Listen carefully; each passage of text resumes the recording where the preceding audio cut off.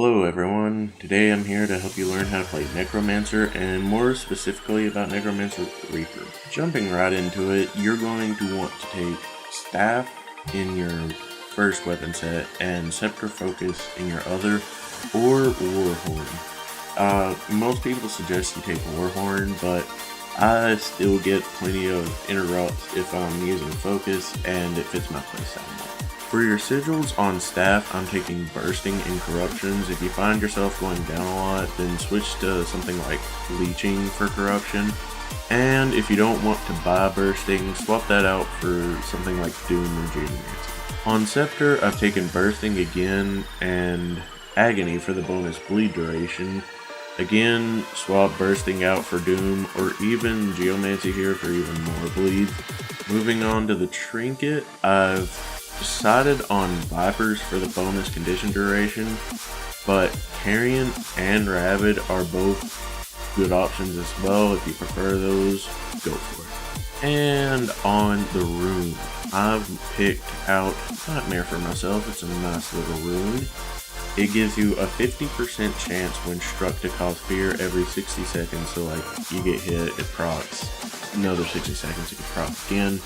So that can really come in handy when you're in a pinch, but just keep in mind it is a little RNG. If you don't really like the RNG base, I kind of suggest Tormenting, but a downside to this is it costs gold and it kind of really forces you to internalize that cooldown on Scepter 3 to keep the Torment stacked. Okay, moving on into specializations, I've taken Curses, Soul Reaping, and Reaper. On Curses, I've taken 223, but on the last option there, you should consider Weakening Shroud. It's also a good option. It causes bleed and weakness, and when you deal damage to them, you're causing weakness as well. I just really enjoyed that bonus condition damage.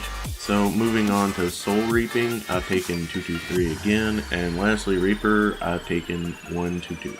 Now moving on to heal utilities and elite. Starting out, I've taken Consume Conditions for the heal. One word explanation, Warriors.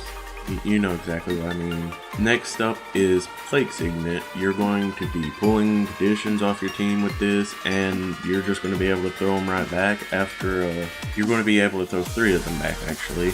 So be careful with that, but you also have a trait that's allowing you to throw some back on a critical hit. So keep that in mind and don't just waste your Plague Signet. For my second utility, I'm using Epidemic. This combos really well for Plague Signet because you can bounce conditions onto your target and then just spread them around within a 600 radius. So it's really good for team fights. But if that's not really your style, then replace it with Corrupt Boom. This will help with Engineers and, of course, Warriors. They're really good right now. Lastly, for my utilities, I have taken Rise. This gives you Shambling Horrors. These little jelly beans like to apply condies, and you can also pull condies off of them.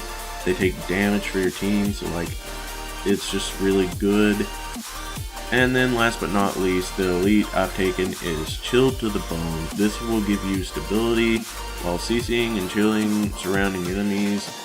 I have seen builds using Plague over this, but it just doesn't really fit my playstyle, so experiment. Alright, that about does it for this video. I hope you all enjoyed, and I'll see you in the next one. Likely Scrapper again.